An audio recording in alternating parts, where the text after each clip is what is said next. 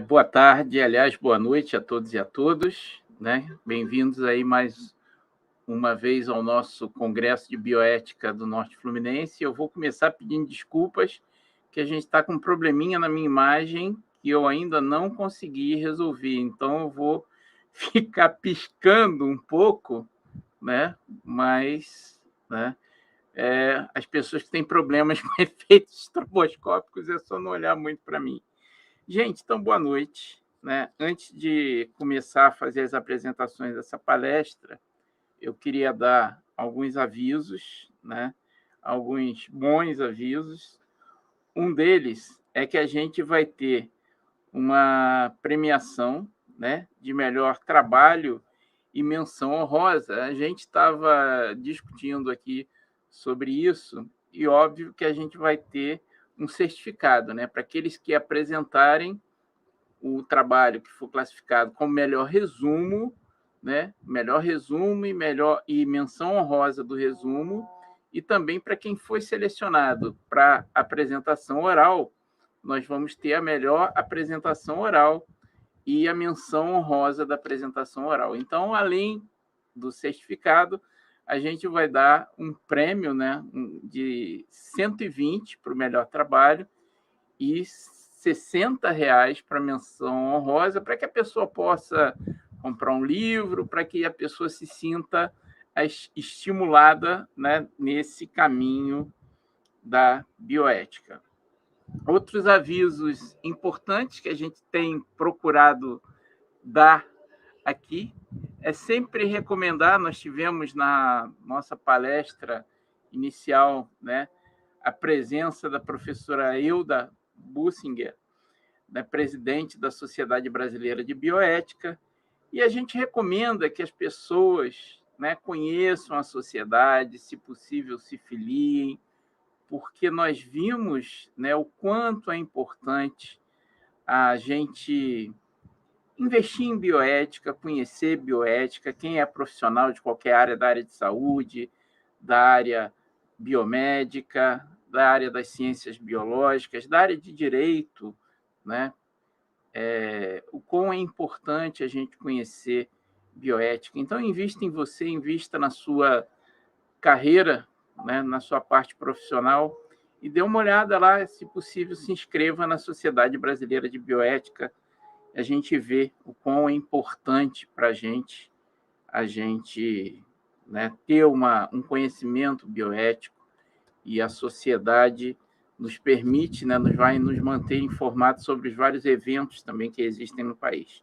E falando em evento, um outro evento muito importante que acontece depois do nosso congresso é o 4º Congresso Internacional Ibero-Americano de Bioética da PUC do Paraná, né? Nossa universidade parceira, vários professores, né? Inclusive o professor Mário, que vai falar daqui a pouco para vocês aqui, né? Da pós-graduação em bioética da PUC do Paraná, vão fazer esse congresso, que é um congresso importantíssimo, é um congresso internacional, né? Com vários palestrantes, inclusive de outros países, né? Com expertises, né, fantásticas em bioética. Então, você que está conhecendo bioética agora, que está se interessando pelo tema, não deixe de dar uma olhada, né, no link que a gente está mostrando aqui, depois a gente vai botar também lá no chat, e se inscrever. É um congresso online que ocorre de 8 a 10 de novembro. Né? E, em seguida, a gente vai falar desse tema que é tão importante, que é tão crítico para a nossa sociedade, que é, né, a bioética e o abuso sexual de crianças e adolescentes. Né? Nos últimos dias, inclusive, em meio a toda essa confusão política que a gente está vivendo, esse assunto veio de forma muito contundente à tona, e a bioética, é claro, tem a sua contribuição a dar nesse tema. E nós vamos chamar aqui daqui a pouco o professor Mário Antônio Sanches, que é professor titular da PUC do Paraná. Ele tem pós-doutorado em bioética na Universidade Pontifícia de Comillas, em Madrid, na Espanha. É mestre em antropologia social, é doutor em teologia e fez o seu doutorado em bioética no Instituto Kennedy de Ética da Universidade de Georgetown, em Washington. Para quem conhece um pouco de bioética, sabe, né, que o Instituto Kennedy é o berço da bioética médica, né? Então, um dos maiores centros no mundo de bioética, onde, né, grande parte do conceito daquilo que a gente chama hoje de bioética nasceu. E, além disso, né, ele é coordenador do programa de pós-graduação de bioética da PUC do Paraná, né, uma importante pós-graduação que, como eu falei, nos tem proporcionado uma parceria incrível com vários professores colaborando com a gente. E no seu trabalho, tá, o professor trabalha com bioética e reprodução humana, com ênfase em planejamento familiar e também com bioética e diversidade cultural. Então, trago aqui a presença de vocês, nosso querido professor Mário Antônio Sanches. Professor, muito bem-vindo ao nosso congresso. É uma honra enorme ter alguém da sua competência para falar conosco desse tema tão sensível, né, que é bioética e abuso sexual de crianças e adolescentes. Seja muito bem-vindo, professor. Esperemos que você se sinta aqui realmente na sua casa. Muito obrigado pela presença. Obrigado, João. Obrigado aí pelo convite, né, primeiramente, porque para mim é uma honra.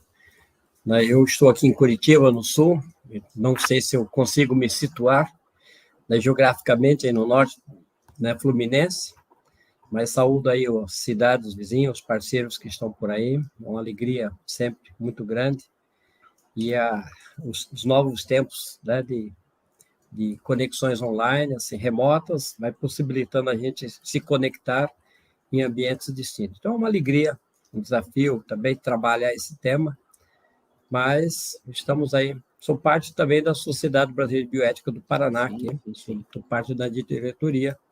Daqui à noite ainda temos uma reunião, sou membro do coordenador do Conselho Científico da SBB Paraná, a nossa Sociedade Brasileira de Bioética do Paraná é bem organizada, o professor Tiago está à frente agora, tá? Sempre foi muito atuante. Obrigado aí pela acolhida. Vamos ao trabalho, é isso? Sim, professor. Veja bem, gente, trabalhar essa temática, né, do abuso sexual de crianças e adolescentes é bastante desafiante. E eu receio que, nesse contexto em que nós estamos vivenciando agora, esse assunto seria até melhor evitá-lo, não é verdade? Seria até melhor evitá-lo. Mas nós não tínhamos como prever, né, João, que isso iria virar uma questão tão explosiva no Brasil. Mas, para nós, vai servir também como lição. Como bioética trabalha com contextos, com temas que são assim explosivos. E a gente está um pouco habituado a isso, trabalho muito com aborto, e o aborto também é um tema explosivo. E aí fica uma lição para nós, como bioeticistas, uma dificuldade muito grande da gente abordar o tema, né, em si, discutir o assunto com a seriedade que ele precisa, sem que as pessoas fiquem me enquadrando o tempo todo. Ele está desse lado, ele está desse lado, ele mudou de lado, esse lado. Entende? Porque a gente tem que trabalhar com esse assunto, né, com a seriedade que ele exige. E eu não vou ficar me policiando se, ao falar desse modo, dar ênfase nisso ou naquilo, eu esteja me colocando desse ou daquele lado. Porque toda vez que os temas de bioética são trabalhados e casos particulares são jogados na mídia, eu digo sempre que aí desaparecem os interesses das vítimas. Aí fica o interesse das ideologias. Esse é um grande risco em bioética, porque o assunto, quando ele cai na mídia, as pessoas não têm mais aquela razoabilidade, aquela prudência que a bioética exige. A bioética exige prudência na análise de casos, exige uma deliberação bem equilibrada. E quando vai para as mídias, o que a gente tem é simplesmente posicionamentos a favor ou contra. Isso tudo dificulta bastante, né? Então, o tema não vai ser muito fácil de abordar, né, nesse contexto. Mas vamos tentar, e depois a gente pondera, abre para o debate. Eu vou até tentar ser mais breve, porque, como vocês percebem, minha garganta hoje está bem estourada, e eu acho que vou ter que parar de vez em quando para beber água. Então, a gente abre depois, fala menos e abre mais para o debate, né, provavelmente.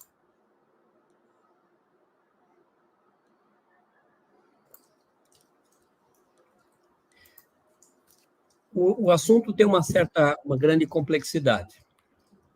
E o Brasil tem uma história de trabalhar esses assuntos, a legislação brasileira tem uma história de trabalhar essa temática.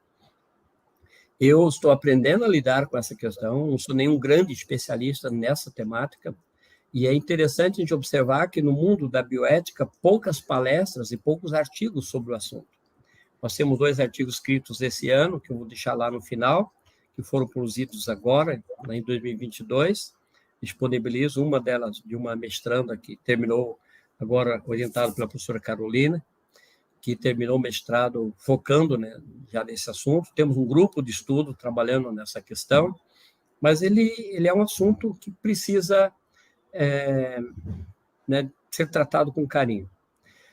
A nossa reflexão aqui não é jurídica, é uma reflexão ética. É uma abordagem ética, uma abordagem da bioética. Não, o direito já tem uma abordagem bem definida sobre o assunto, e não cabe a mim fazer isso aqui. Eu digo que me aproximo desse assunto tentando trabalhar com 3 verbos. O verbo é reconhecer, primeiro, reconhecer a situação, ver se todos nós temos uma certa necessidade de olhar no espelho e falar: será que a gente valorizou esse assunto adequadamente até agora? Será que a própria bioética valorizou? Então, tem uma necessidade de um reconhecer.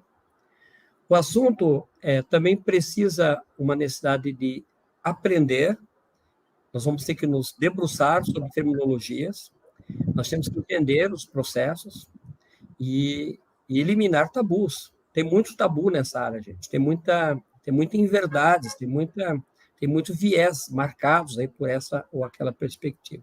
E depois tentar uma ação. Então, esses 3 verbos que eu tento me aproximar do assunto né, desse modo. Esse primeiro verbo, né, o reconhecer um pouco que a humanidade demorou muito para reprovar a violência sexual contra crianças. É muito interessante isso, né? A humanidade, a violência sexual no passado, ao longo da história, ela foi sempre problema, a violência sexual contra homens.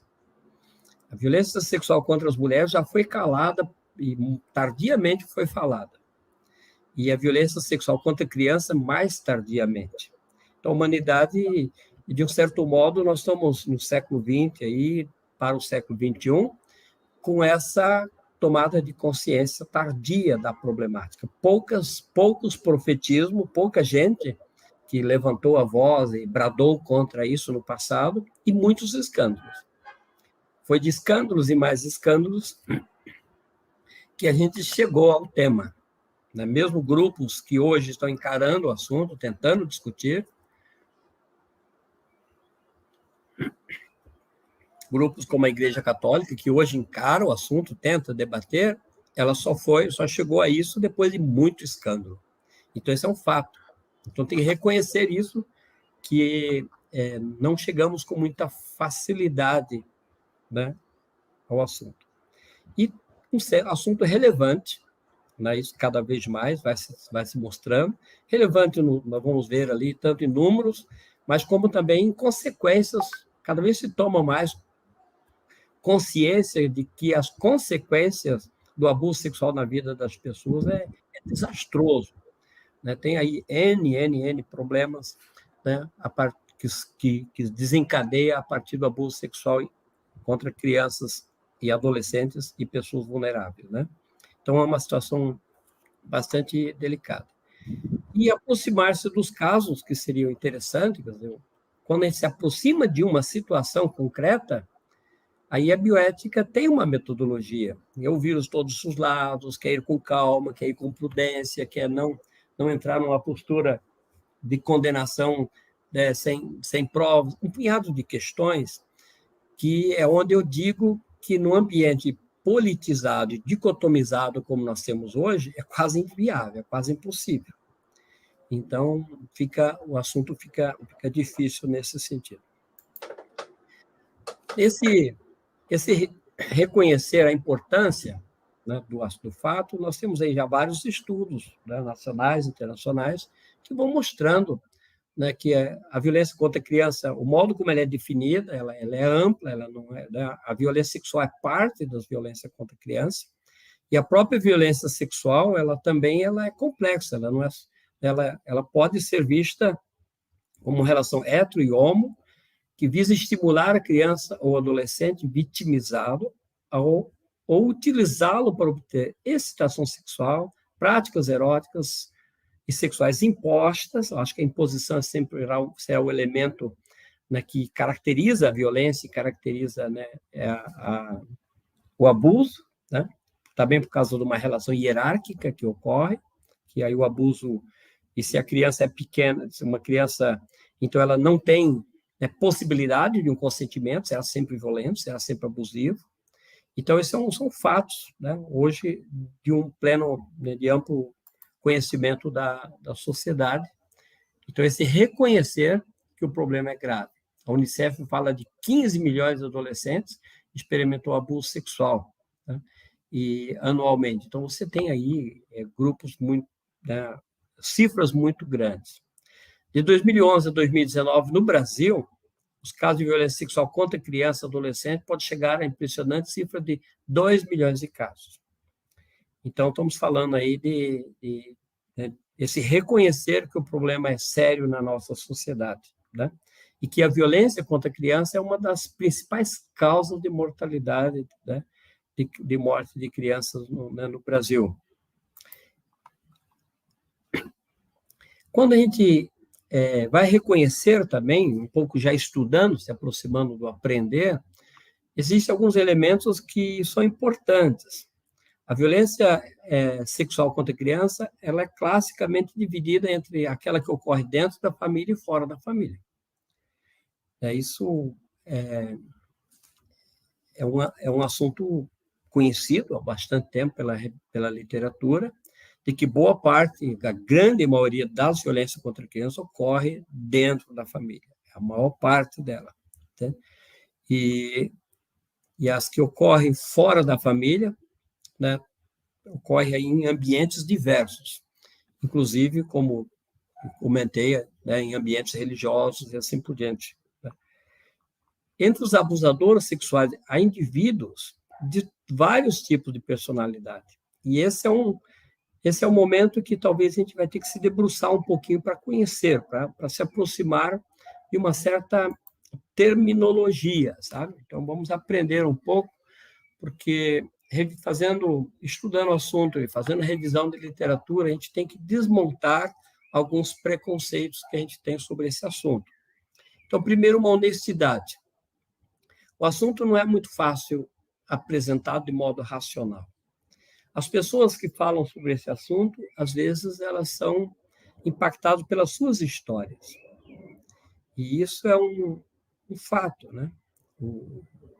Já sobre sexualidade é difícil, às vezes, falar de modo racional. Então, sobre o abuso é muito difícil, né? As nossas falas estão marcadas por distorções, por preconceitos. E o pior ambiente é um ambiente assim, ele pré-eleitoral como o de hoje, porque aí, quando eu falo disso aqui, vocês já estão mapeando aí na cabeça, né, as cifras que vai para cá e vai para lá, os xingamentos, as indicações, esse ou aquele, assim por diante. Um assunto que é um pressuposto desse debate, eu faço parte de um grupo que corre o Brasil, trabalhando mais dentro da Igreja Católica hoje, tentando superar a violência contra a criança, combater a violência contra a criança, que é um forte hoje da Igreja. Ela reconhece que errou e quer passar isso a limpo. Então, às vezes, quando a gente vai para as comunidades, eu estava lá em Tefé, na Amazônia, um mês atrás, falando sobre esse assunto, e não toquei no tema da sexualidade. Aí, de repente, a assistente social falou, olha, professor, mas eu acho que você esqueceu de falar que o assunto mais importante que está por trás de tudo, né, é o tema da sexualidade. Uma educação sexual bem feita.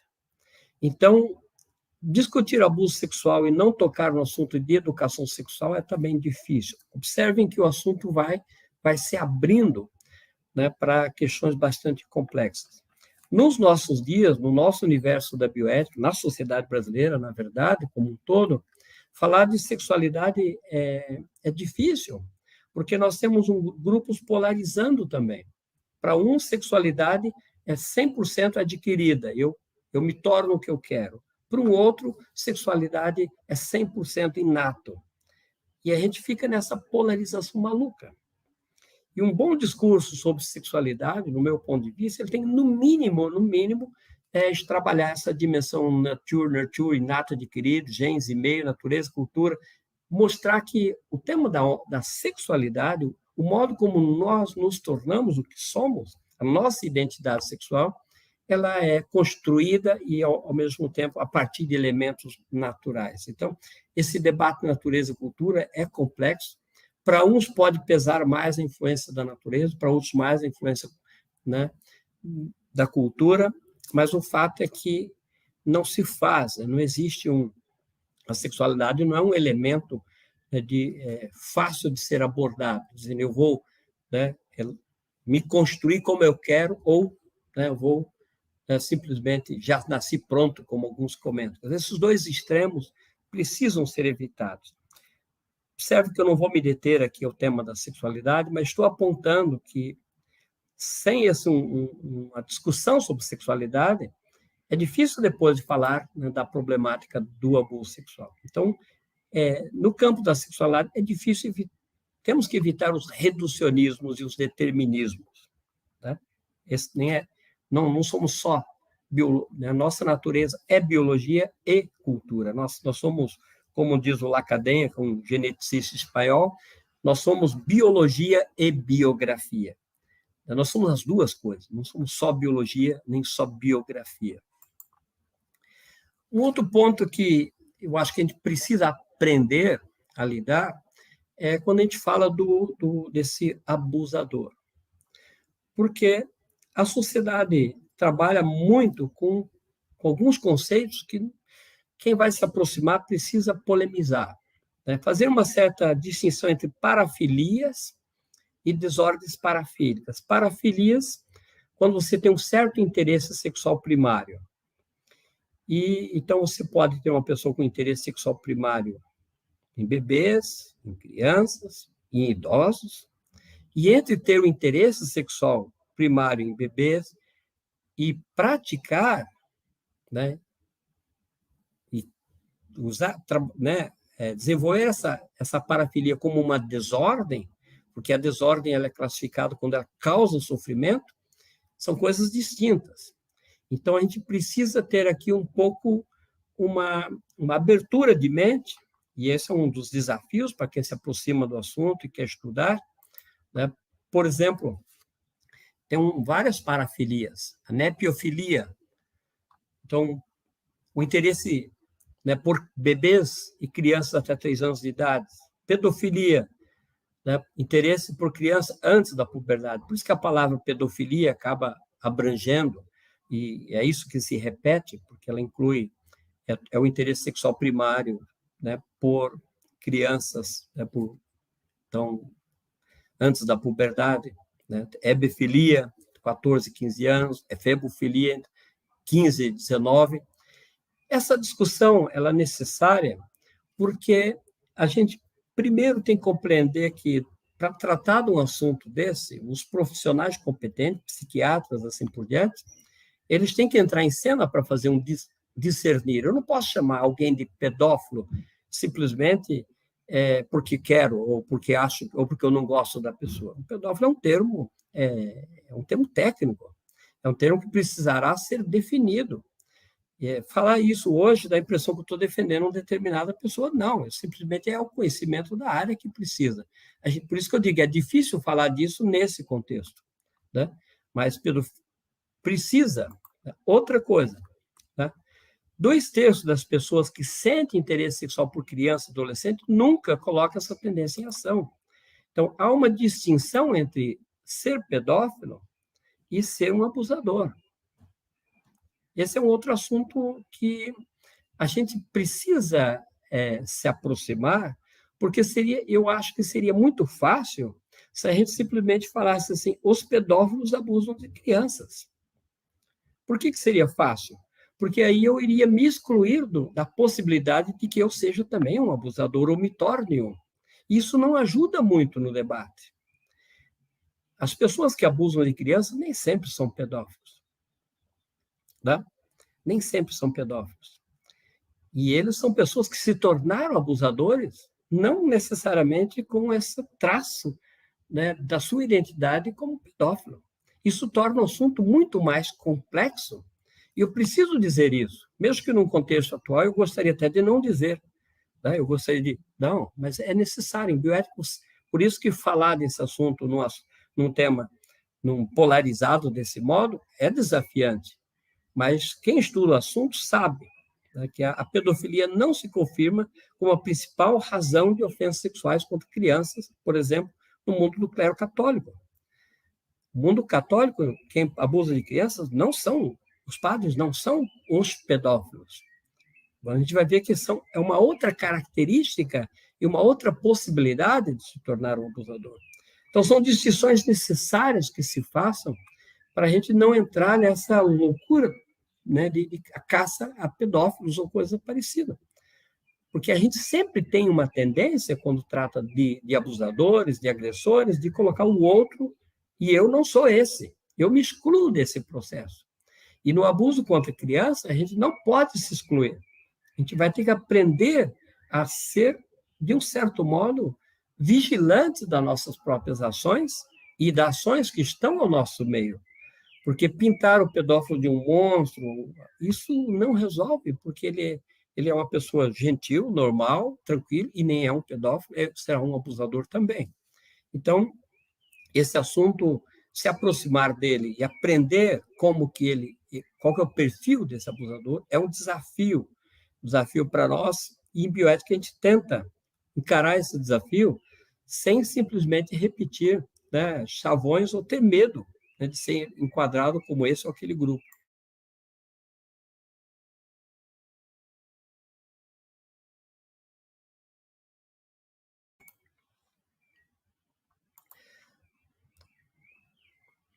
Outro assunto que também, normalmente, outro preconceito que se trabalha é que o abuso sexual, a maioria das vítimas de abuso sexual na infância não se torna um predador sexual. A maioria dos abusadores de crianças não foram abusados na infância.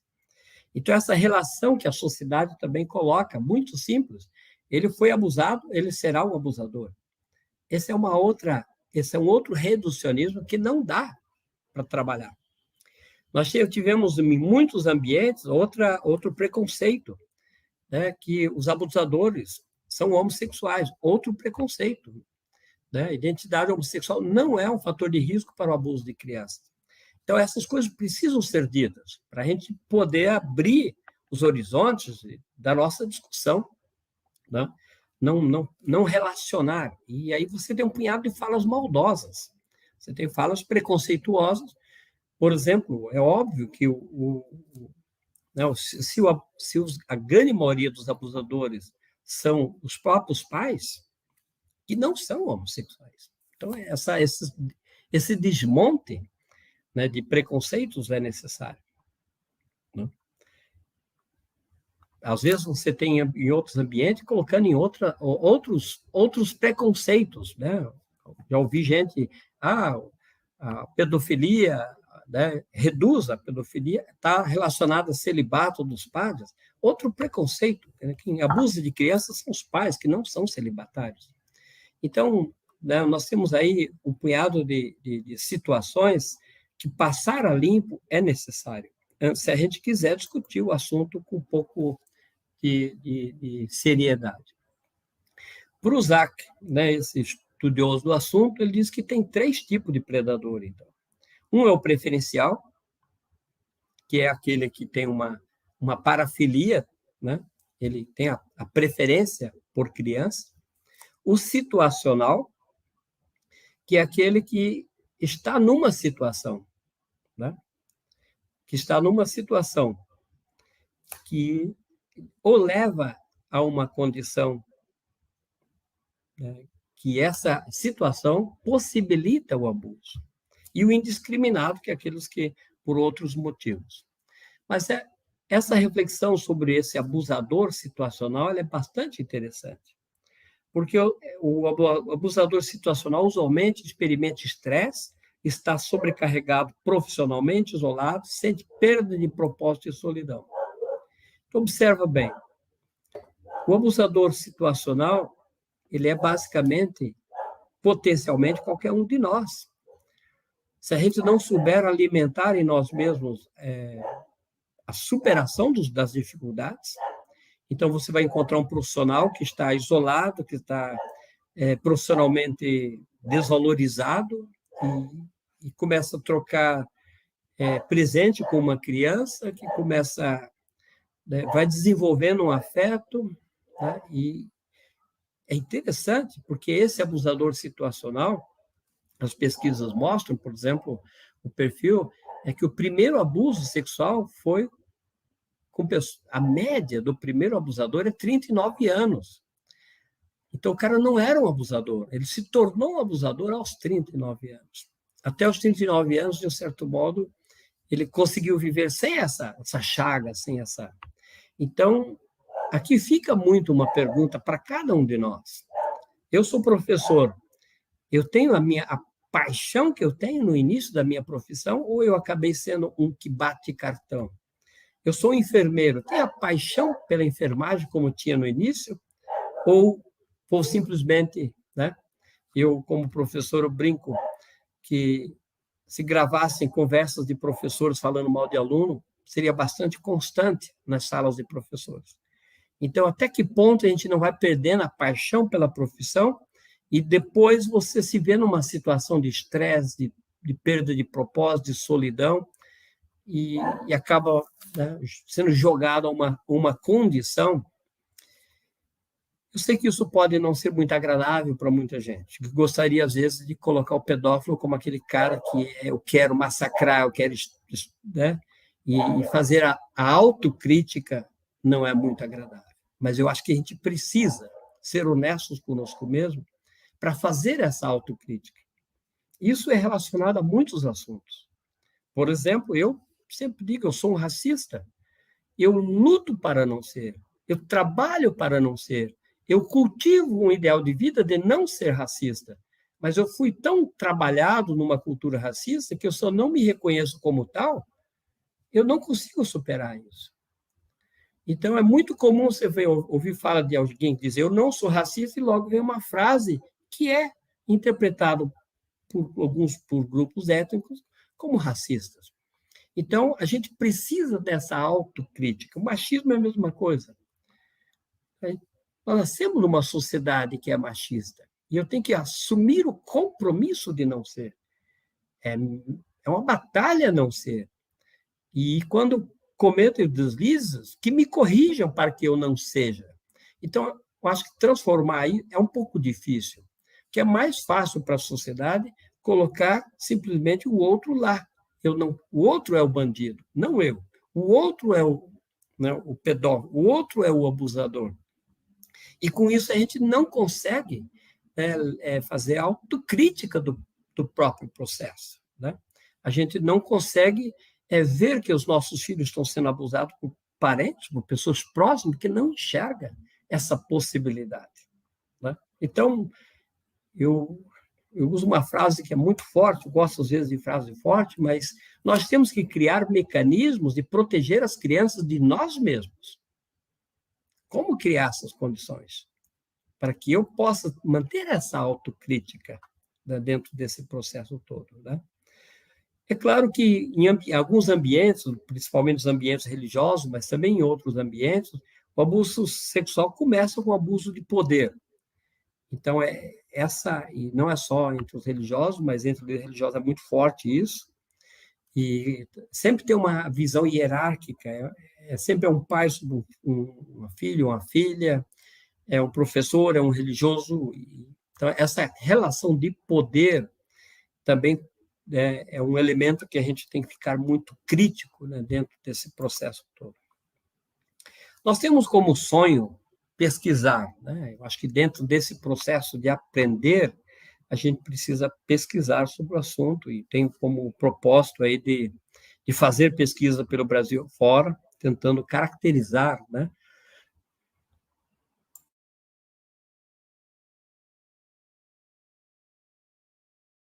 a gente possa caracterizar os abusos, o perfil, né, desse abusador, caracterizar o perfil da vítima. Nós temos muita pesquisa fora do Brasil, temos menos pesquisa no Brasil, e isso que a gente precisa, e o nosso grupo pesquisa vai tentando avançar dentro dessa temática. Para não me alongar, né, um agir em bioética, ele é um tanto delicado. Como agir sem reducionismos? Como agir olhando para um lado só? Como agir já a partir de uma visão ou, né? Como agir sem ter uma visão integral? Existe um elemento fundamental para nós que trabalhamos com bioética, né, que trabalhamos com ética, que é o não julgamento moral. Nós temos que fazer um exercício aqui muito grande, porque a gente gostaria de fazer logo o julgamento moral. Eu vou caracterizar o outro. O abusador já é um monstro. Ele já aparece, eu pinto ele como um monstro. Se eu falar que ele é um monstro, eu já fiz julgamento moral. E é muito fácil o linchamento moral de abusadores. Será que a gente conseguiria fazer um não julgamento moral? Esse exercício que a gente faz em bioética com muito rigor, para todo profissional de saúde se aproximar, né, das pessoas e cuidar delas, e não julgá-las, não condená-las. A gente tem medo aqui de não fazer o julgamento moral, abrir mão também de um processo jurídico sério. É duas coisas distintas. Nós precisamos de um processo transparente, né, sério, nós precisamos de um julgamento jurídico adequado, não podemos ficar acobertando, nenhuma instituição deve acobertar, tem que fazer a denúncia adequadamente, mas o julgamento jurídico é avaliar as pessoas a partir da exterioridade dos fatos, e não as pessoas a partir da interioridade. O julgamento moral é dizer, você é um abusador. Enquanto que o julgamento jurídico, olha, você estava lá naquele dia a partir dessas provas, então vamos investigar. Então, um julgamento sério é direito das vítimas hoje. Isso é muito claro, né, para quem trabalha com estuda esse assunto. Um julgamento jurídico adequado, ele é um direito das vítimas. As vítimas desejam, com muita força, que seus abusadores sejam julgados adequadamente. E muitas delas não descansam. Conheço casos que, 45 anos depois, não descansam porque o abusador não foi julgado. Então, é um direito das vítimas o julgamento jurídico. O que cuidamos nós, e estamos trazendo aqui, é para que a gente não seja muito explosivo e rápido no julgamento moral. Nós sabemos que entre nós, a sociedade, as nossas instituições, nós nem sempre nos amamos tão bem assim, né? Eu sou professor da PUC, né? Eu sei que se algum professor da PUC cometer alguns equívocos, 5 ou 6 vão chorar e outros 5 ou 6 vão aplaudir. Então, imagine uma denúncia, né, de que um professor praticou um abuso, logo aqueles que querem destruir aproveitam para destruir. E aí vem o linchamento moral. É disso que nós estamos falando. Não podemos partir para linchamento moral de pessoas em cima desse assunto. Eu não estou aqui falando de política, gente. Estou falando do assunto que ele precisa, ao estudar os casos concretos, a gente precisa ter clareza, né? E uma abordagem profissional. Outro assunto difícil na hora da ação. Não cabe, né, a gente trabalha lá, logo vem a pergunta lá, o professor, e daí o que eu faço? Uma criancinha me relatou, aí eu vou, então, investigar, então eu vou né? Como é que eu faço? Aí eu vou lá e conversar com a família toda, agora peraí, né? Cada um tem seu espaço aí. Se você ouve, você é obrigado a passar, relatar ao Conselho Tutelar, ao Ministério Público, mas você relata, né, uma situação. Você não investiga, né? Então, ouvir a vítima é algo de coisa de profissional, para a gente não induzir, para a gente não cometer equívocos, para não tornar as situações um pouco mais dramáticas depois. Então, existem processos adequados e cabe a todos nós, em qualquer área de atuação, ter muita consciência do nosso papel, até onde eu vou com esse assunto, até onde eu passo para frente essa abordagem, para que ela seja tratada por gente competente, que está envolvida aí na rede de proteção que nós temos no Brasil tão bem estabelecida. Então, essa abordagem não é uma abordagem para amadores, não vamos tratar do assunto com amadorismo, esse é um outro agir necessário. Cada um tem que se perguntar qual que é o seu papel. Claro, o conselho, alguém que é do conselho tutelar tem um papel diferente do meu, mas eu, como professor, eu tenho um papel, como cidadão, eu tenho um papel. Então, cada uma dessas situações são bastante importantes. E aí, sintonias com as leis, né? e transparente, né, nesse processo. Eu vou encerrando, né? Mas eu tenho medo de que a minha fala hoje, nesse contexto polarizado, ela possa ser interpretada, né, de um modo que eu não gostaria. Tá? Mas eu escrevi um artigo sobre o aborto, também polarizado, e disse que quando existe polarização dos casos, provoca-se um momento de comoção social, próprio de comportamento de massa que não pensa apenas se posicionar às cegas. Fica, por fim, a impressão de que, nesse ambiente midiático e dicotomizado, o autêntico interesse das vítimas já não se busca. Nessas situações, o quadro que se desenha é um desfile barulhento de pessoas com botas eslameadas que dançam em um tapete branco. Já não se presta mais atenção à dor das vítimas. Então, quando for discutir né, a questão da pedofilia entrou nessa campanha, vocês podem crer. A dor das vítimas ninguém estava mais ouvindo. Todo mundo estava querendo tirar proveitos eleitoreiros da dor das vítimas. Isso é dramático. É a mesma situação do aborto, que entra quando surge um caso, né, o ideal seria, em bioética, qual que é o que nós defendemos? É que quem está próximo faça a deliberação adequadamente. Olho no olho nas vítimas, conhecendo os casos, tome decisões. E que a sociedade aprenda a respeitar as decisões de quem está próximo das vítimas. Porque quando a gente joga a mídia no meio, aí já desaparece os interesses da vítima. Os envolvidos, ninguém mais está olhando para o choro deles. Só está querendo tirar proveito para cá ou para lá. Isso é dramático. Então, uma lição difícil de bioética hoje, João, né, é tratar desses assuntos em temas muito polarizados. Eu fecho, assim, a minha fala e abrimos aí para o...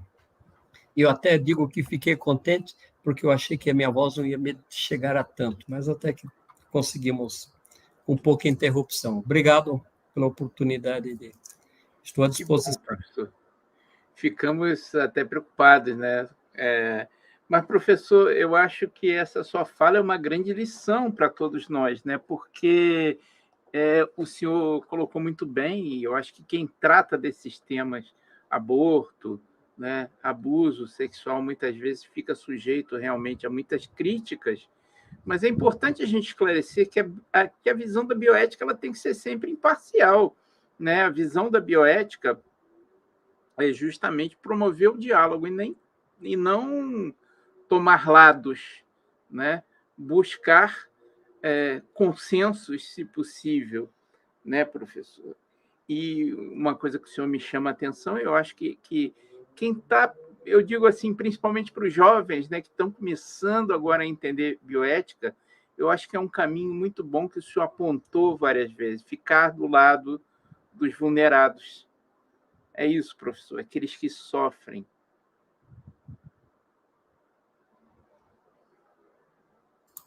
Você sabe, João, que eu uso uma metáfora, eu sou um teólogo, eu uso uma metáfora bíblica, de que quando me aproximo dos casos, eu tenho que tirar tem uma expressão, né? Tirar o Moisés que diz lá na sarça ardente, tire as sandálias que a terra que tu pisas é santa. É sagrada. Uhum. Então, o bioeticista, quando se aproxima de casos, ele tem que tirar as botas das certezas. Sim. Se ele for já... Aconteceu uma situação, eu tenho certeza do que tem que fazer. Espera lá, ouça, Exatamente. estude o caso, se aproxime, e aí vai tomar a decisão. Professor, eu queria narrar para o senhor um episódio que eu vi na TV, não sei se o senhor acompanhou mesmo, né? Foi uma série dessa, tipo Black Mirror, alguma coisa assim, que foi muito interessante. Porque a gente começa uma situação, um rapazinho jovem, né? Tipo adolescente, faz alguma coisa que você não entende muito bem o que é no princípio, e ele é como se fizesse, digamos, um ato sexual frente ao computador, mas isoladamente, né? Não faz nada com ninguém, não afeta ninguém. E no computador filmam esse ato dele e começam a chantageá-lo. Olha, se você não fizer isso, isso e aquilo, nós vamos contar para todo mundo, sua vida vai se tornar um inferno, né? E a narrativa segue, e esses manipuladores, que ninguém vê também, colocam esse rapaz em situações muito violentas, né? Tipo de ter que matar alguém ou morrer, né? Então, você chega ao final do episódio revoltado com as pessoas que estão manipulando aquele rapaz numa situação de extrema violência, fazem ele agredir uma pessoa até a morte, fazem ele assaltar um banco, né? Fazem ele ser quase morto. E, no final, quando chega no contexto, tipo assim, ele cumpriu todas aqueles atos horríveis que mandaram ele fazer, então tipo assim, não, você cumpriu tudo, agora nós vamos te liberar. E aí publicam o vídeo. E quando publicam o vídeo, né, se entende que o que ele cometeu foi um ato de pedofilia, né, digamos, ele sentia atração por crianças, cometeu um ato isolado, sem afetar ninguém na frente do computador, e todas as outras pessoas manipuladas e colocadas nessa situação de agressão, de vida e de morte, eram pedófilos, né? Alguns cometeram atos contra crianças e outros não cometeram. Como fez essa diferença que o senhor colocou, né? E me chamou muita atenção isso, né? Quer dizer, no final, você fica naquele conflito. Você estava, né, indignado com o que fizeram com o rapaz, mas aí percebe o que ele fez, mesmo não tendo agredido, machucado, né? Ele não prejudicou ninguém fisicamente. E aí a gente coloca nessa situação, né, professor? Como o senhor falou, a gente já vem com aquele pré-julgamento, né, que o pedófilo é um monstro, um assassino, alguém que merece tudo de pior. Então, esse jogo mental, a empatia que você sentia pelo rapaz se esvai, né? Nem bioética é possível, né? Você ter, em alguns momentos, uma luta toda para você implementar uma política pública. Então, aí você está trabalhando políticas públicas e nós temos aí posicionamentos claros, assim por diante. Mas na hora que eu estou trabalhando com pessoas, muda um pouco o horizonte. Ao me aproximar dos conflitos pessoais, eu tenho que me despir. Porque se eu for com as botas das minhas ideologias, eu destruo vida em nome de salvar vidas. Então, acho que esse é um pouco o desafio. E a gente tem que fazer um pouco essa distinção também. Ao momento da gente ir para a rua e brigar por uma política pública, né, de proteção, né, de salvaguarda de direitos e assim por diante. Mas o exercício bioético de casos, diante de casos, ele tem que mudar. Ele precisa respeitar as pessoas que estão aí, que estão diante desse... E a sexualidade, eu trabalho com temas sexualidade há muito tempo, é terrível, né, gente? Porque hoje, por exemplo, em vez de a gente discutir qual que é a melhor maneira da gente cuidar da Amazônia, como é que a gente faz uma boa preservação, como é que a gente faz manejo da Amazônia, em vez de a gente tem, né, porque a Amazônia não dá para preservar, tem que ter um manejo adequado, o quanto corta, o quanto não corta, o que se planta, o que se refloresta. Eu tenho irmãos na Amazônia que só cortam, eu tenho outro irmão na Amazônia que refloresta, né, planta de novo. Quer dizer, tem esses índices e vinhos. A gente não discute esses temas nacionais, a gente discute sexualidade. A sexualidade virou um assunto, quer dizer, é um falso moralismo da sociedade. Então, alguém pergunta para mim sobre masturbação, que é um tema que vem o tempo todo, o educador, diante disso. Ó, gente, né, você vai ter que trabalhar com a tua... Não pode colocar na cabeça da criança o teu conceito, eu tenho 65. Não posso passar para a criança a minha visão de mundo. Tem que respeitar a dinâmica da vida dela. Se 95% das crianças, diz as pesquisas, meninos, 95% já pratica, em algum momento, né, praticou masturbação, eu brinco um pouco, digo que os outros 5% mentiram. Né? Então, é um fato, quer dizer, é uma dinâmica da vida. Por que a gente tem que transformar isso tudo num problema, num tabu? Não pode se tocar no assunto, não pode se falar, né? Então, é um campo explosivo, que é muito explorado nesses tempos atuais de uma maneira absurda. Né? Eu sou teólogo e estudo sexualidade.